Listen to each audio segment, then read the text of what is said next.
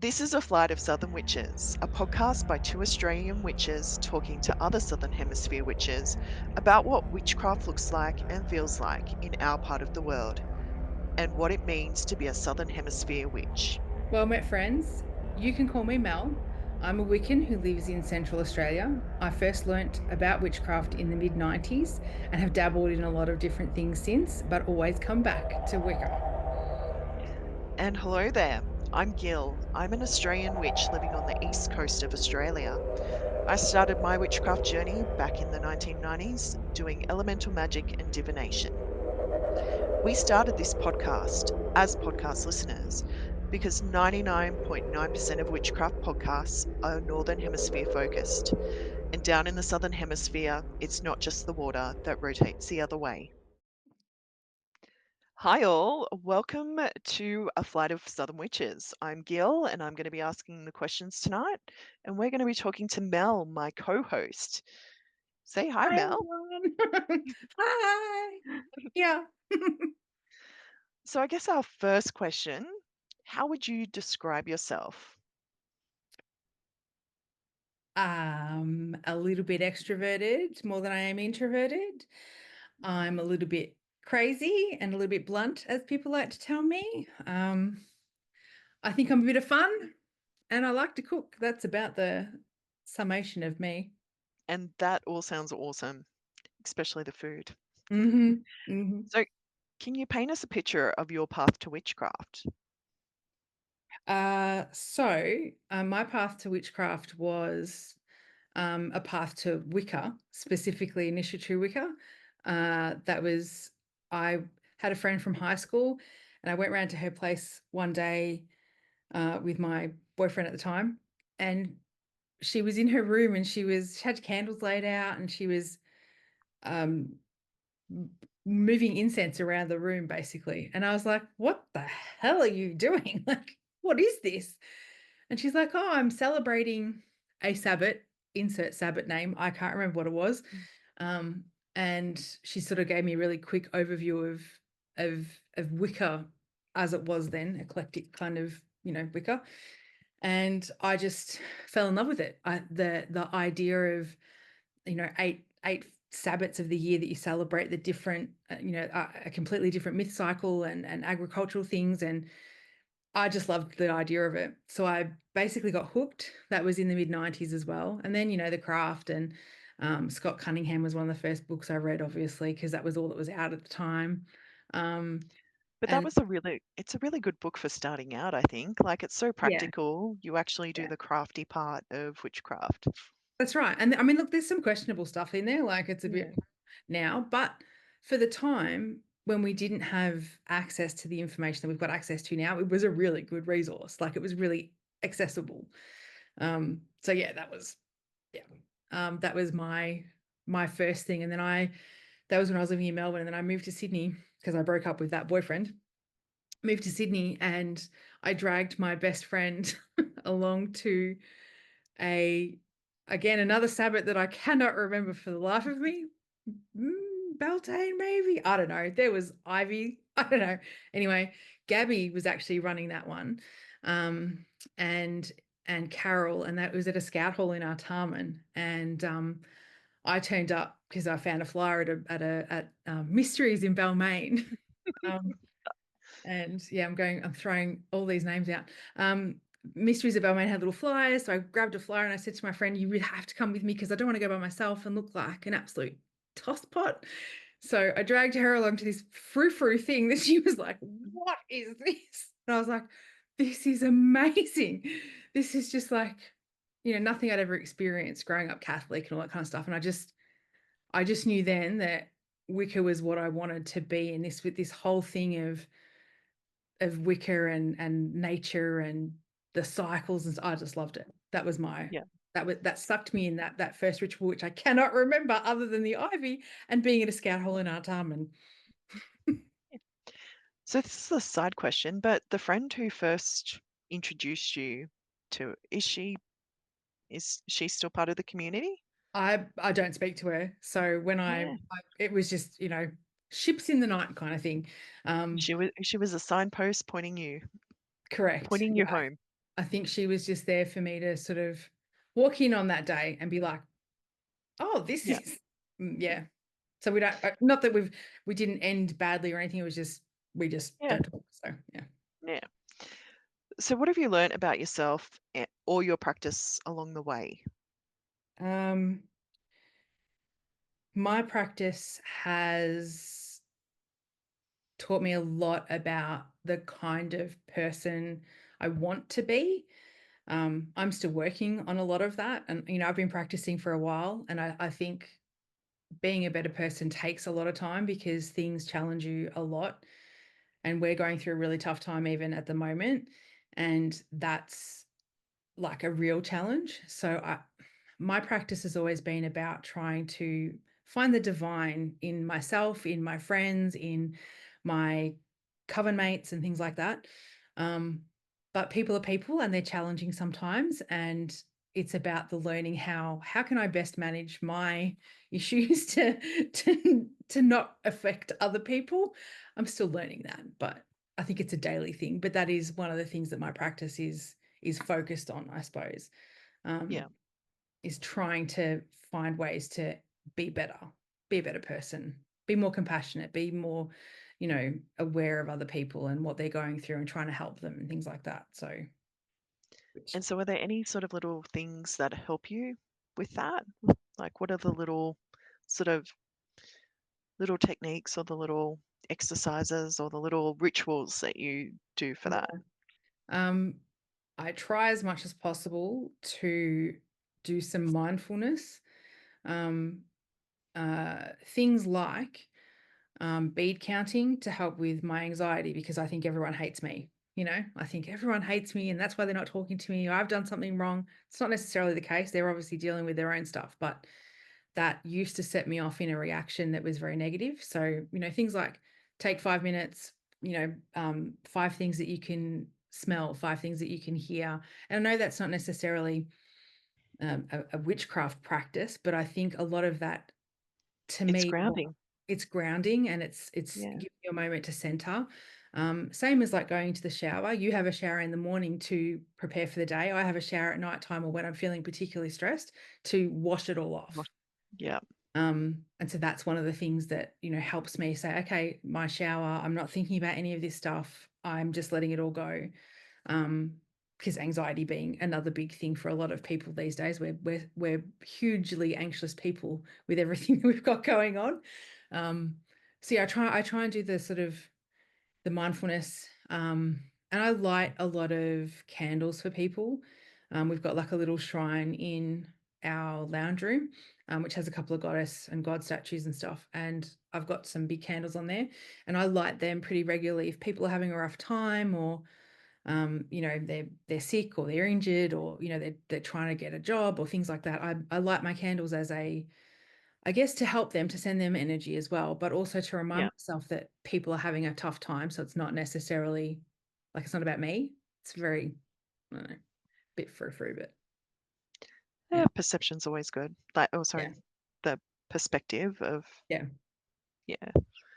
yeah. But, and so I guess that's one example of what witchcraft's meant to you, to your day-to-day life. Are there any other practices of witchcraft that you do every day?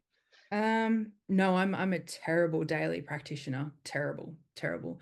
I I think partly the reason I'm so bad at a daily practice is because I'm so focused on the group practice of being an initiate in Wicca, and I love the group practice, and I don't personally feel that I need if you're meeting regularly and you're having your monthly catch ups and then your sabbats and stuff.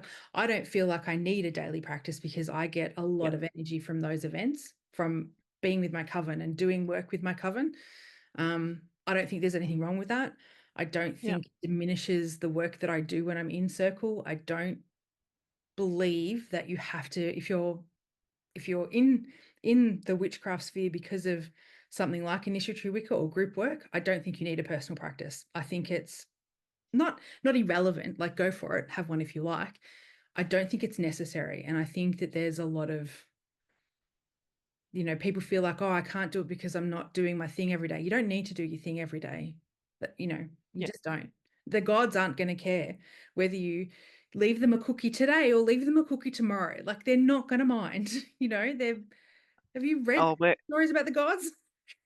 whereas I would say, like, having the Italian background and petitioning gods and basically nagging them to give you what you want is part of the Italian, Yeah. Yeah. That's like, another angle. but, I mean, you talked about the importance of your coven work. Like, what is the role like, what role does community play in your witchcraft? Um, my, I guess, private community is very, very important to me. Stupidly important. I probably put it too far above other things. Publicly, not so much in the last few years. We've been struggling in our private lives with a whole bunch of health issues, and so we haven't really been in a public communal space at all. Like I really just haven't had capacity for it. We've done a little bit of like private community stuff, um, but a lot of that is, just trying to meet with our coven and other covens that we know about, um, without having to be out Yeah, and about, just because we just, don't have capacity. But I put it up. People give you a list. Okay, it's like, I don't know, friends, family, and then work, and then coven. And I'm like, no, no, coven, and then friends maybe, and then possibly family and work and other things. But so I'm not the poster child for, I think, a balance in life. No, no, that's not me. Yeah, you're all about the coven life. yeah. Hashtag coven life. Hashtag coven life. Yeah. All right. So, what are some of the other things that you've tried out over the years? um, my partner and I, Yeah. members of ADF, so the Druid group, also OBOD, the other Druid group. Um, we joined both of them years ago, just sort of to dabble and to find out what they were like. Um, I have not stolen little bits and pieces, but some things I sort of liked about, like with the ADF stuff. I never did it before, like it's the same thing, I guess, saying Yeah. grace, essentially, like having a meal, like saying something before you eat a meal. The Japanese do it as well. So it's not exactly like a new thing, but I'd never really put it into a pagan perspective of being grateful every time you eat. Yeah. So I just do like in my head, like a little couple of lines to, thank my deities for providing the food, basically. Um, and that's not something that I'd considered doing before, but I've taken that from ADF. We did we did go to I could be wrong here, and if my husband listens to this episode, he's probably going to tell me off. But I think it was an OTO meeting that we went um, to sort of look at doing like OTO, Golden Dawn Yeah. stuff for a little while. That didn't sort of pan out. I didn't sort of We use like some Golden Dawn stuff, like the LBRP and things like that. We use that quite a lot. It's quite, I just love doing Yeah. the LBRP, to be honest. It's quite nice. Um, but we never sort of went any further with it. Um, and then you got you sort of your cunning man stuff and your folk trad stuff and that all that kind of thing. I've dabbled in all of that kind of stuff, but Yeah. I always come back to Initiative Wicca. So yeah, Yeah. it's my flavor and my jam. Yeah. And that's the thing, like, finding it reasonably early in your journey and knowing that that's where you belong. I'm so jealous. I wasn't that young though. I was 19. So That that is super young. much older than a lot of people these days. They're all saying, "Oh, I got into witchcraft when I was like 12." And I was like, "What?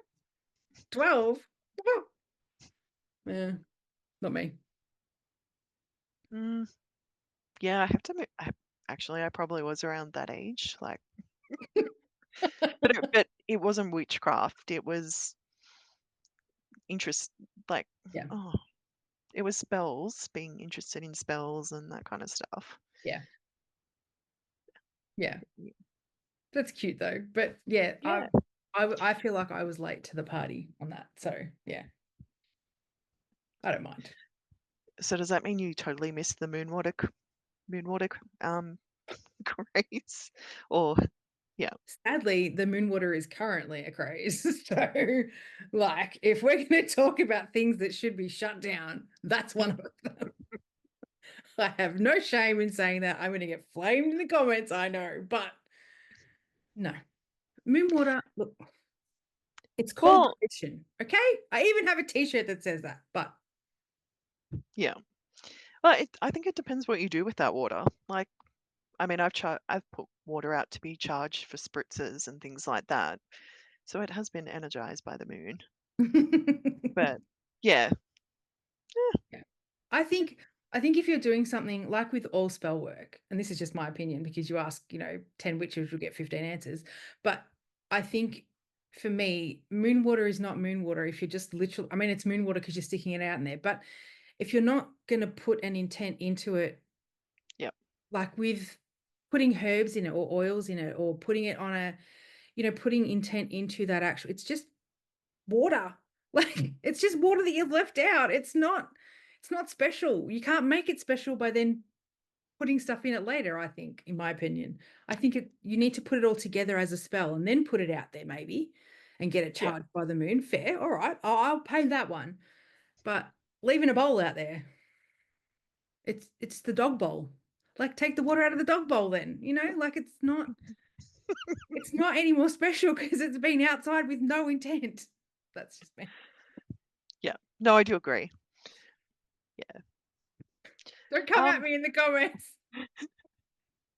and I've gone off track from what our No, our that's right. questions are. Okay, so what are some of the things that have changed since you started practicing your path?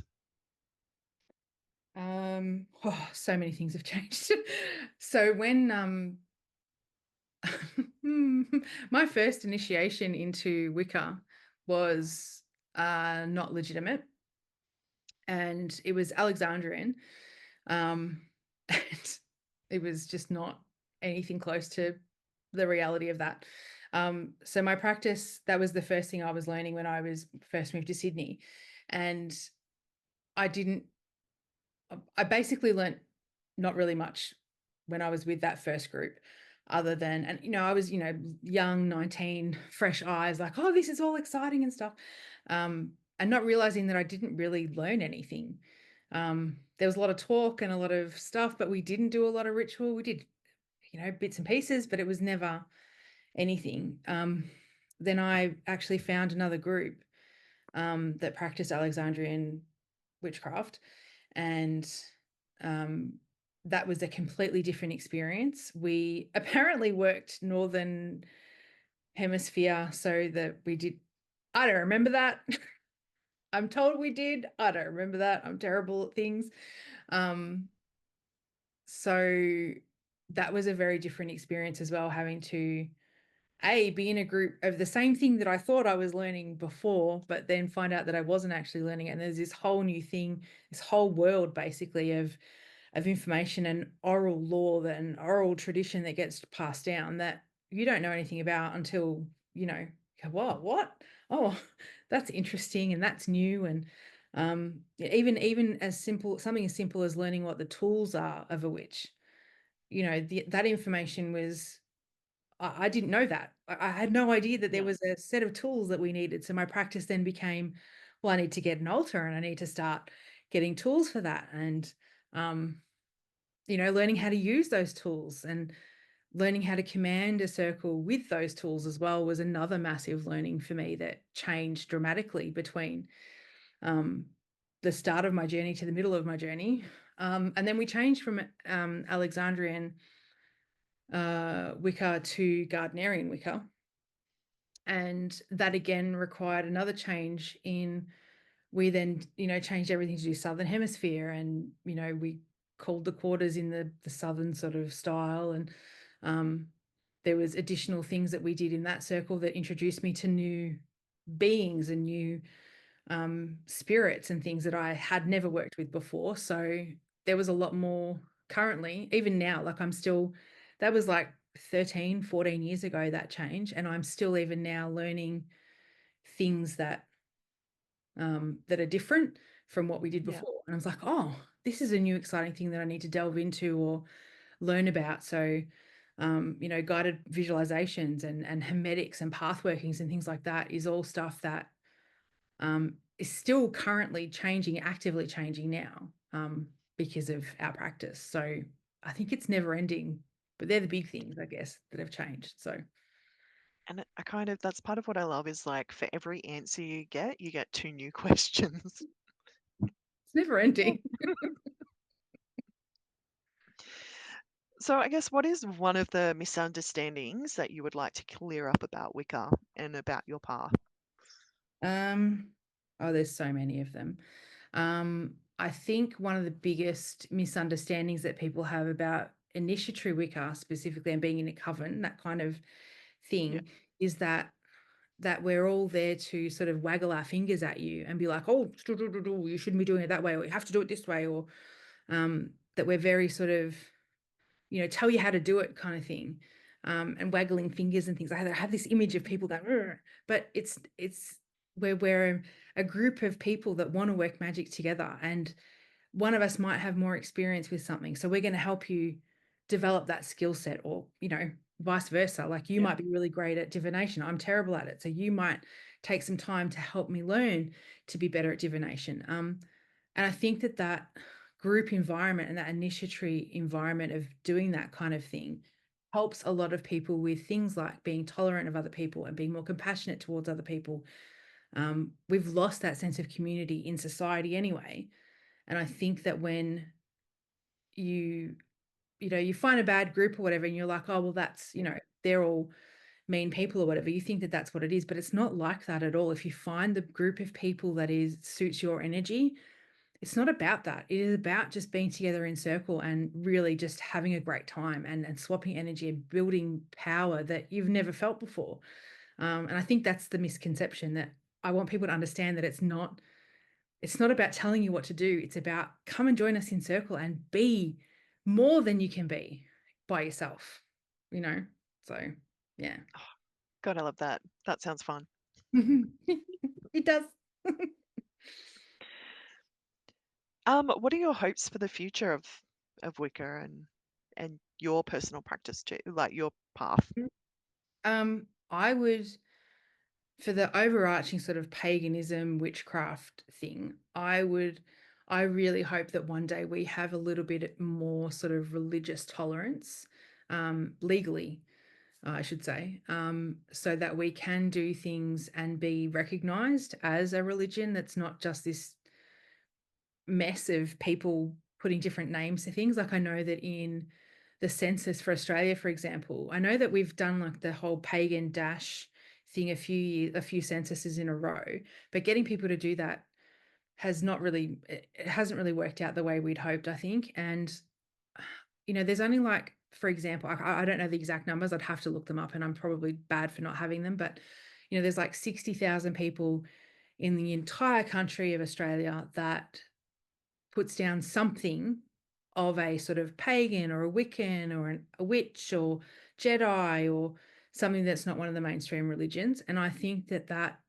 I mean, you can't do much with 60,000 people. We're not going to be able to get our Sabbath days off, or, you know, where we're stuck in this Christian world of Christmas and Easter and stuff. Well, what about our Sabbaths? Like, I'd like to have the day off so that I can prepare and, have ritual on the actual day rather than the nearest weekend. And um, that's what I would hope for, that we eventually get some more recognition for being an actual religion, that Yeah. people want to be part of. Maybe we can have groves or temple areas or circle spaces in parks and not have to be, putting a thing with police and say, oh, there's going to be a group of people dancing around crazy and screaming at the moon. Like I want that to just be normal. Like, oh, the pagans are out, you know.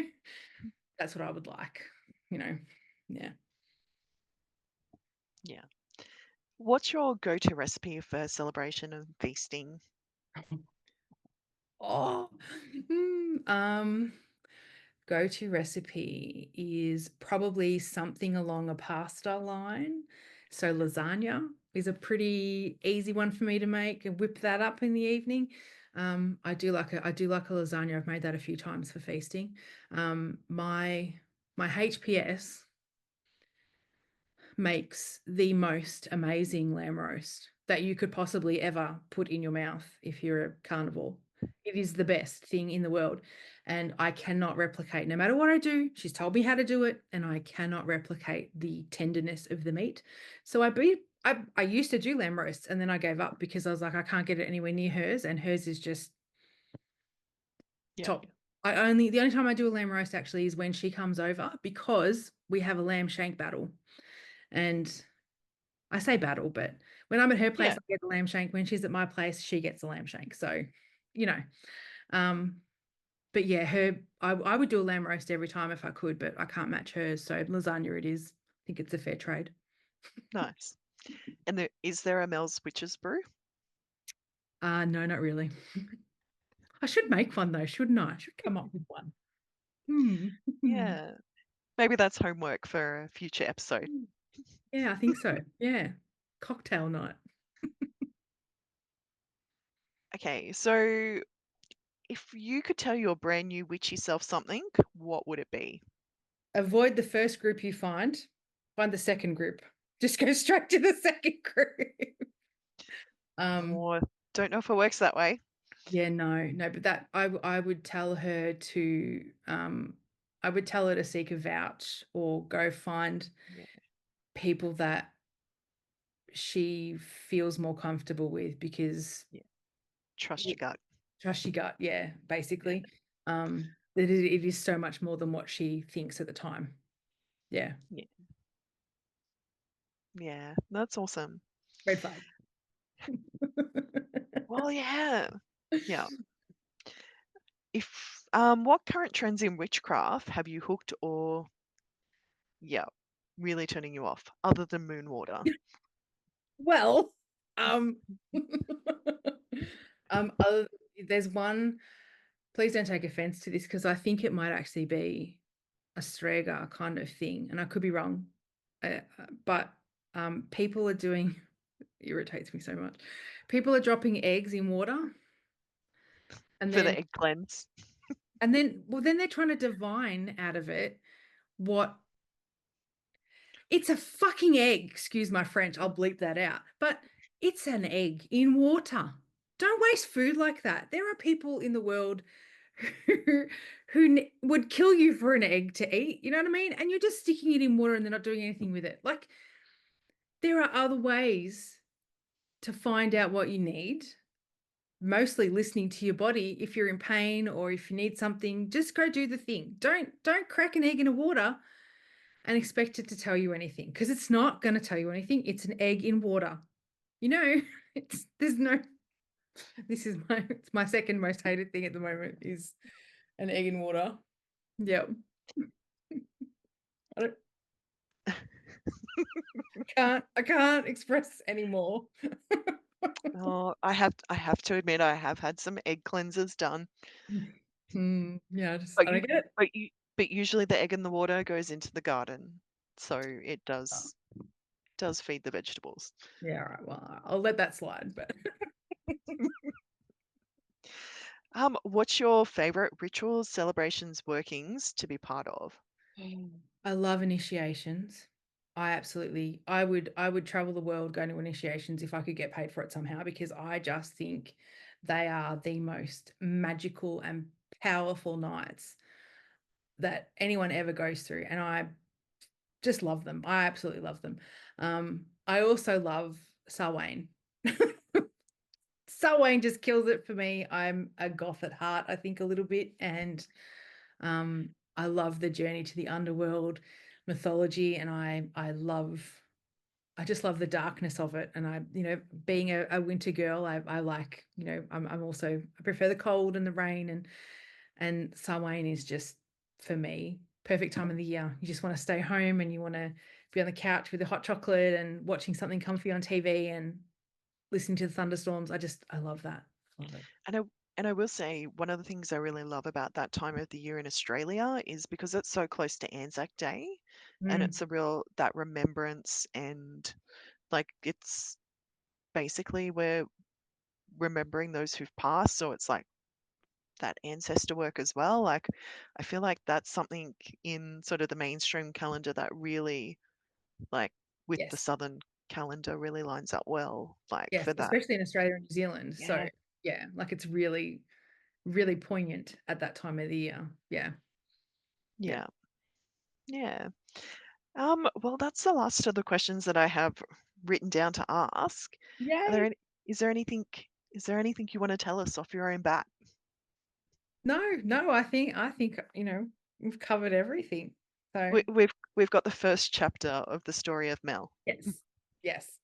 And yours now too. So, for anyone listening, you've got both of Yeah. the co-host information now. You can, you know, But appreciate what's we've got plenty more stories and a couple of rants in us still, I'm coming. sure.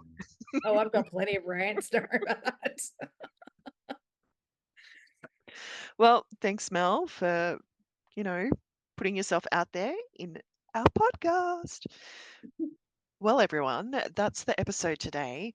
Thank you, Melly, who is our co host, for taking the time to chat with us. And thanks to everyone for listening and watching. Our next episode, we will be chatting with Andrew about his journey.